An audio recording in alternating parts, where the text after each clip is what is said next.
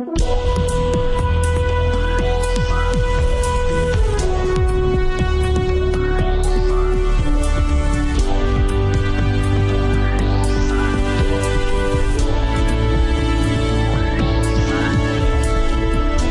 to Real Money Talks, how to make money, manage money, and invest money.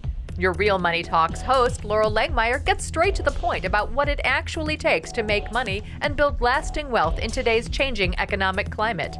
If you're ready to get the financial results you've always dreamed of, keep listening.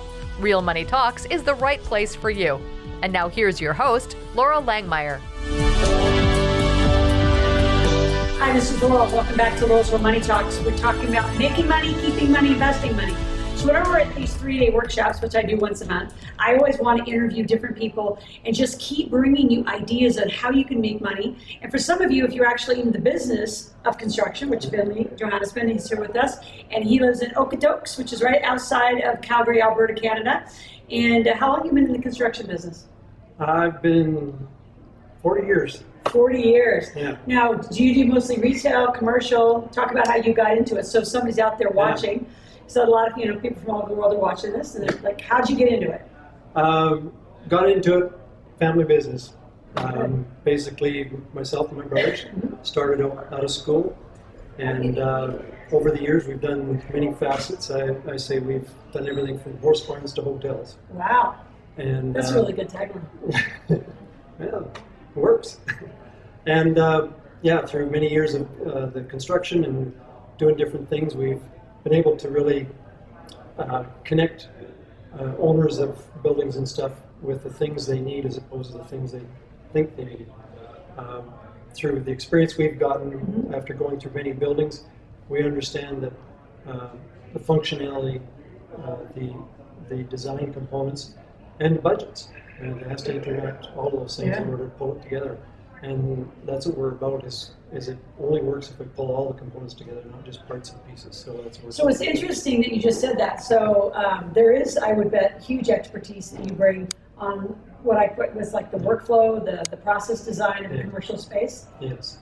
The starting all the way from, we like to be in contact with owners before they engage architects and engineers and stuff, because we know the cost aspects that helps them develop the budgets that they need to know in order to set up their costs and their structure, and then we can engage them with the design of the building as well as the design components that can relate to their budgets that they want to stay within, so we can work with that. So is that typically a big mistake that most clients, like I just think about the building I bought, right? When I designed, the first person I bought that was an architect. Yeah. And by the time I got to the contractor, right, I mean, we were changing our mind over and over and over. So maybe give some steps, like, so if somebody looking to buy, what would be the right process to get to you?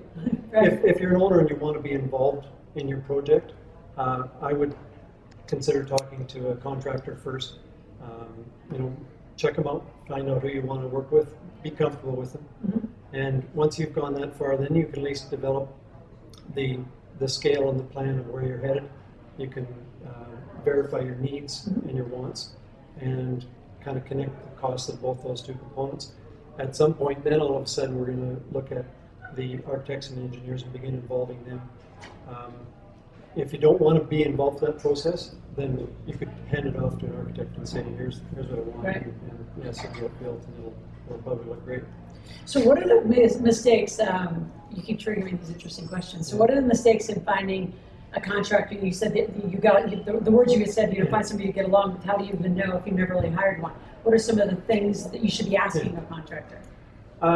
Basically, if number one is, have they done similar projects? It's kind of typical that it is. And do they have the capability of the scope of the project that you're looking at? And then after that is, does it feel right? Trust your gut. It really is a lot to how I engage in different things. Is just trust yourself, and usually you can sort out the bullshit for the rest of it. So just deal with it. It'll be okay.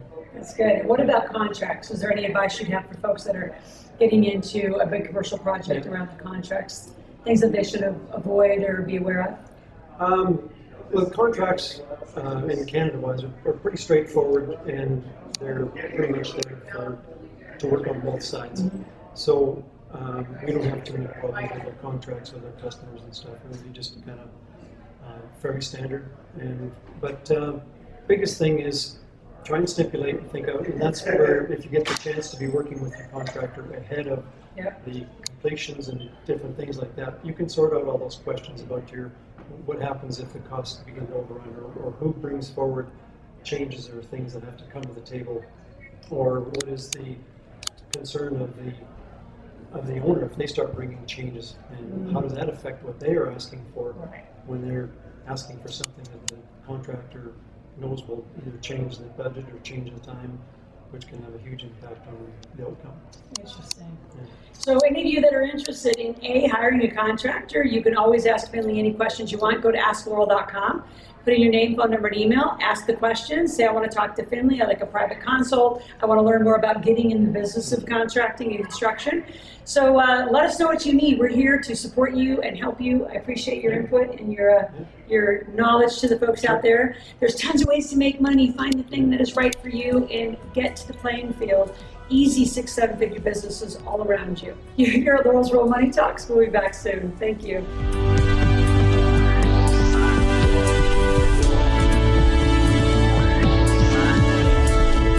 Thank you for joining Laurel for this segment of Real Money Talks, how to make money, manage money, and invest money. To continue this new conversation and to find free resources to support your wealth creation, visit asklaurel.com/podcast gifts. That's ASKLORAL.com/podcast gifts. Thanks for listening and join us again soon. New episodes are released every week.